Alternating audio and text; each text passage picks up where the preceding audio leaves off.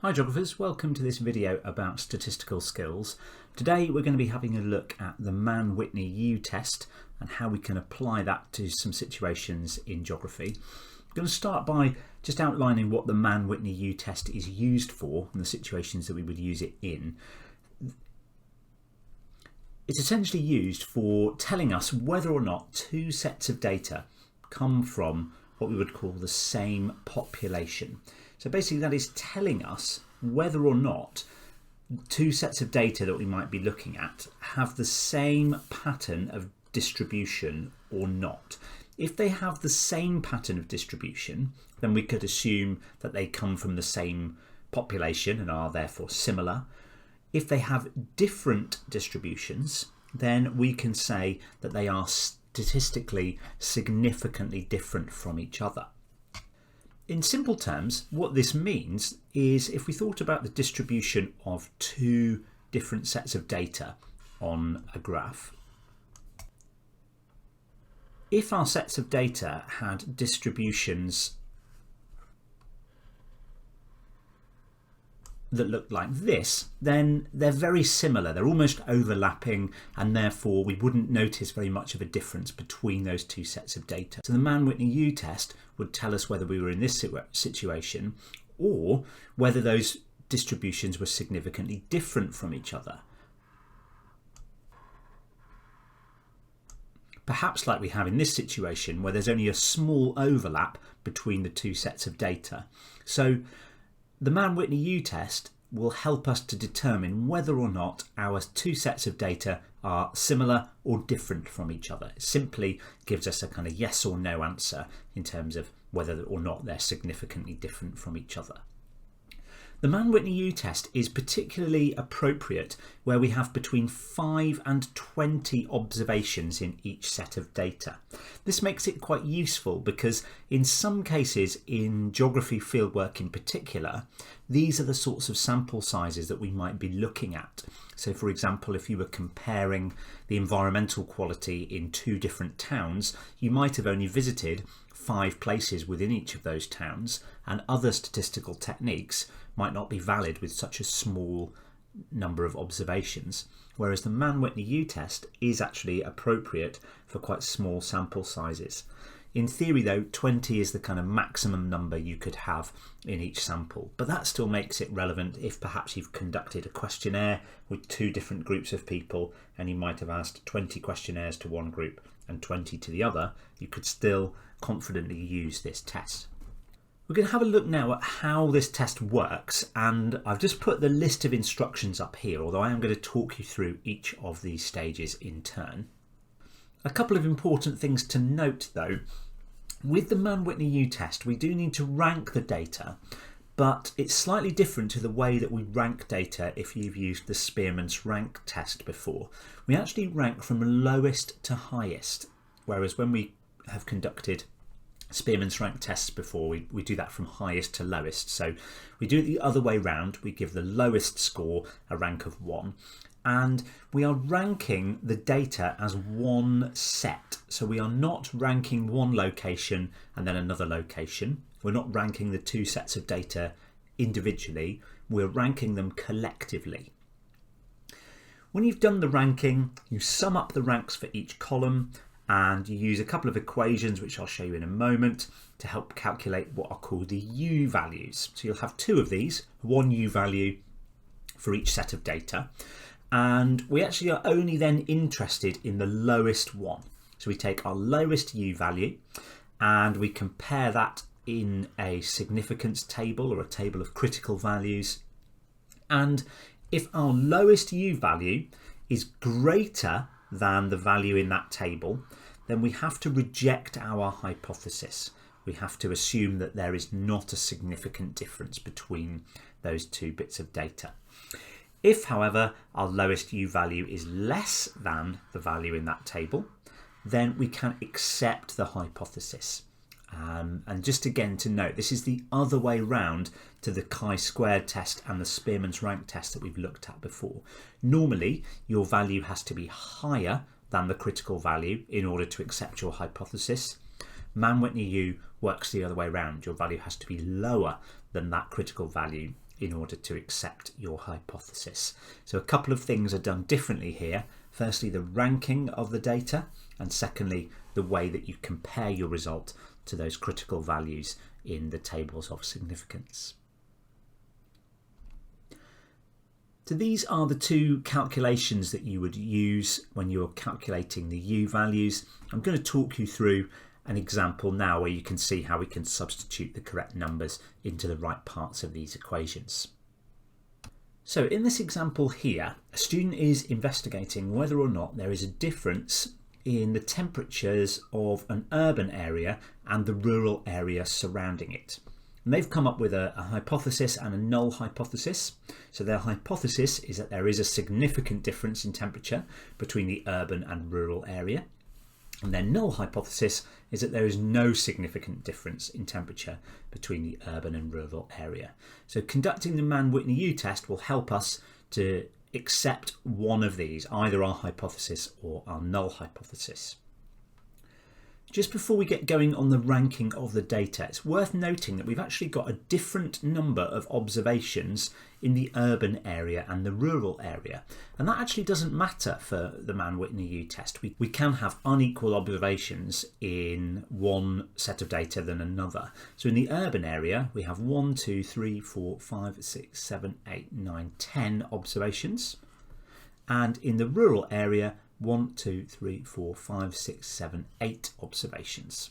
So we'll come back to use these numbers N1 and N2 later. That's why I've just made a little note of those there. But it doesn't matter. As long as we've got between 5 and 20 in each sample, that's fine.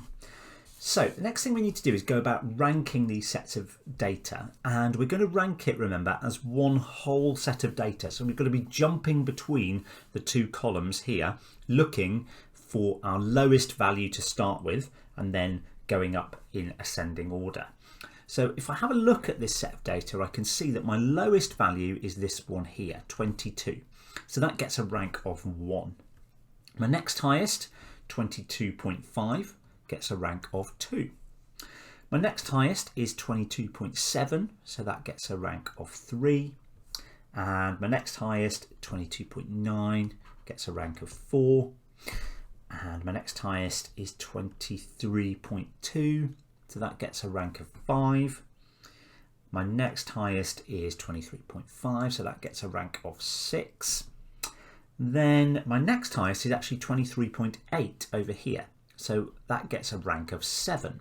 This is what I mean about us jumping between the two columns and ranking all of this as one set of data. So it is a little bit time consuming to do, and we have to make sure that we're not missing any values on one side or the other. Now, the next highest values that I've got here are 24. So I've got a value of 24 degrees here and a value of 24 degrees here. So what we do in this situation is the same as we have done before with the Spearman's rank result, is we give a mean rank. So the next ranks available to me are 8 and 9, because I've used 1, 2, 3, 4, 5, 6, 7 already. So 8 and 9 are the next two that I've got available, and I'm dividing those ranks between two observations. So 8 plus 9 divided by 2 is 8.5. So both of these are going to be ranked 8.5. And then my next highest value is going to get a rank of 10 because I've used 8 and 9 in this calculation. The next highest is 24.2 over here, so that will get a rank of 10. My next highest is 24.3, which gets a rank of 11.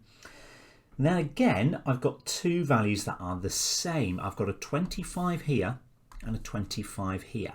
So again, I'll be doing 12 and 13 divided by 2, which is 12.5.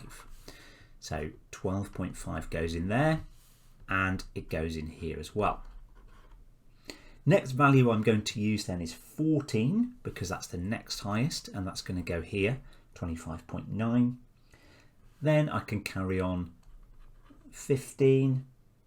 I'm going to then rank the next one. 16 is here, 17 is here, and finally 18 is here.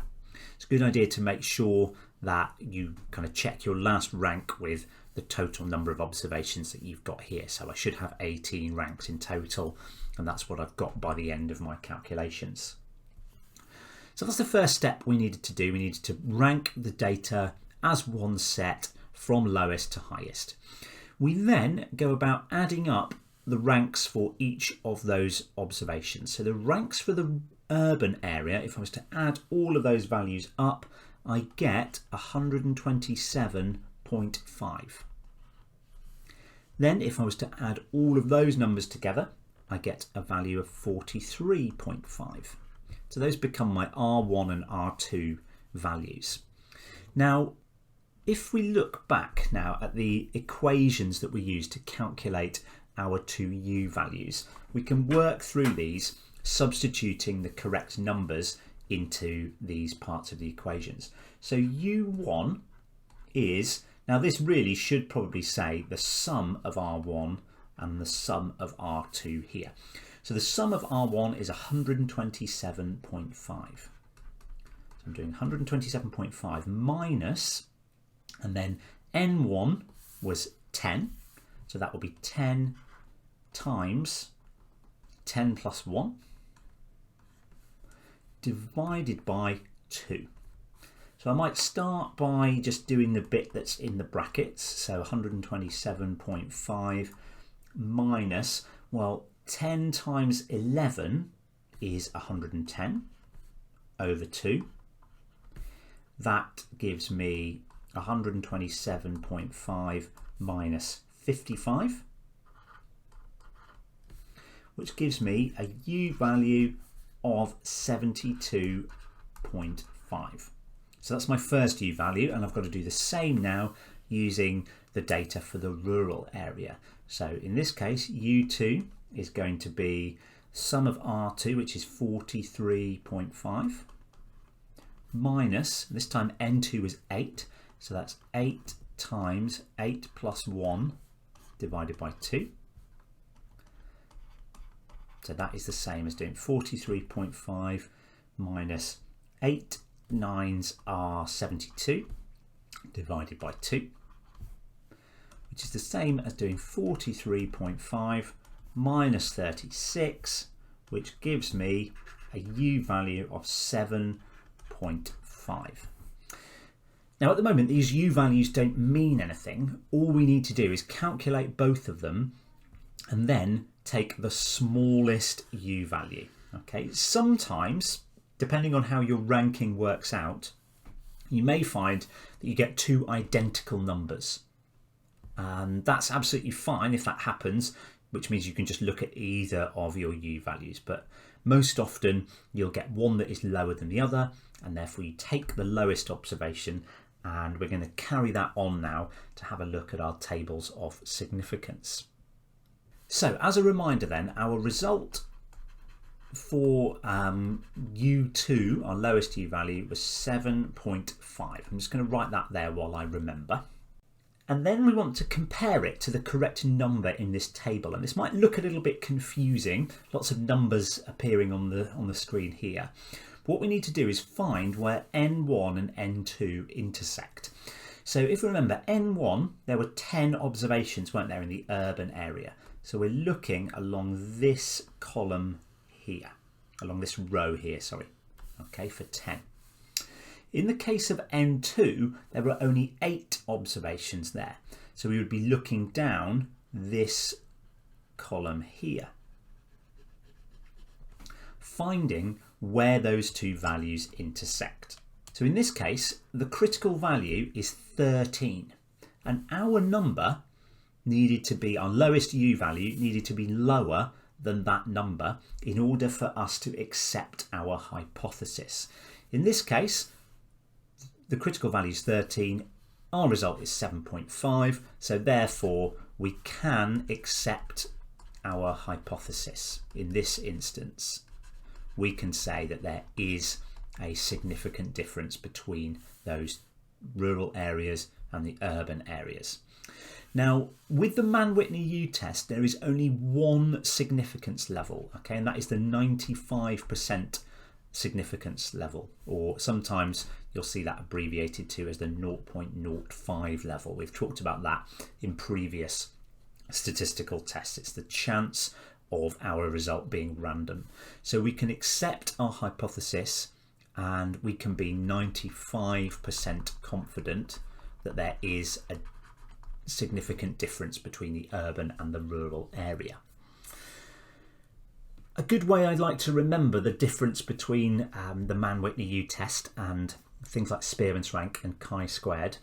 Normally for Spearman's rank and chi-squared, it's a bit like doing the high jump where the bar is set at a certain height. So in this case, the bar is set at 13, okay, because that's our critical value in the table. And for chi-squared and Spearman's rank, the aim is to be above that in order to be successful and for your result to be significant.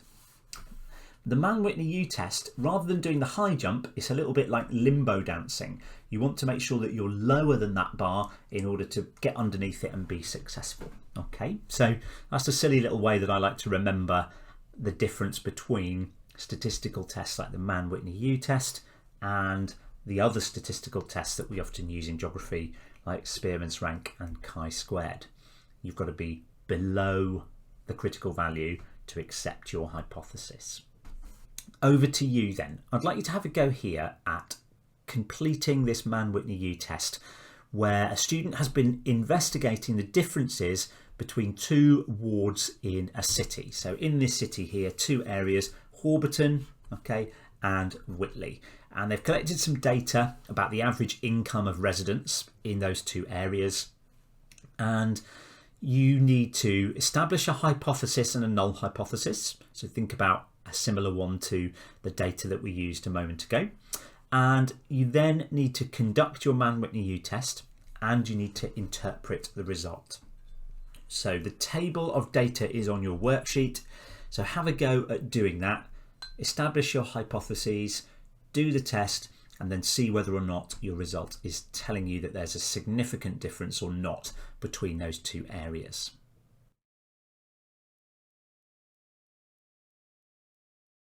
Okay, let's have a little look through the answers to this test then. So you had your data for Whitley here, and notice we had 13 observations in Whitley and 11 in Hawberton. That doesn't matter, as long as they're between 5 and 20, we know that's okay. We then needed to do the ranking of the data. So here is the ranks for those bits of data, and remember that they should have been ranked as one set of data from lowest to highest. It's a good idea just to check your totals for R1 and R2. If you manage to get those two numbers correct, you'll have done the ranking in the right way. If you got those numbers wrong, then you'll have done something wrong with your ranking. So maybe just pause the video and see where you went wrong there and then try and correct your mistake before you go any further. Once you've done that, you should have been able to work out the U1 and U2 values. So for U1, you should have done 127 minus 13 times 13 plus 1 divided by 2, which, if you've worked that through, is the same as doing 127 minus 91, which gives you a value of 36. So that was your first U value. Second one, you should have done 173 minus, and this time 11 times 11 plus 1 divided by 2, which is the same as doing 173 minus 66, which is going to give you your second U value of 57.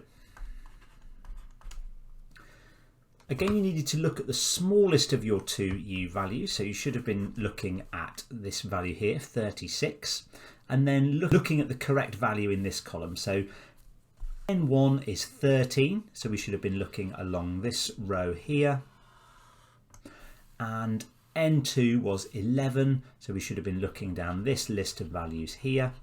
Okay, and you will have found that the point where they intersect is 31. So our lowest U value had to be less than 31.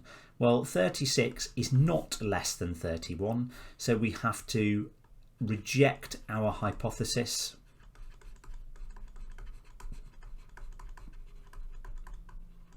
and we have to therefore accept our null hypothesis. Hopefully your hypothesis was that there is a significant difference between Whitley and Hobbiton, and your null hypothesis was that there's no significant difference between Whitley and Hobbiton. So that is the conclusion that we've got to come to based on this data. Well done if you got those answers correct. Well done if you got the correct ranks in this part of the table. Well done if you calculated the U values correctly.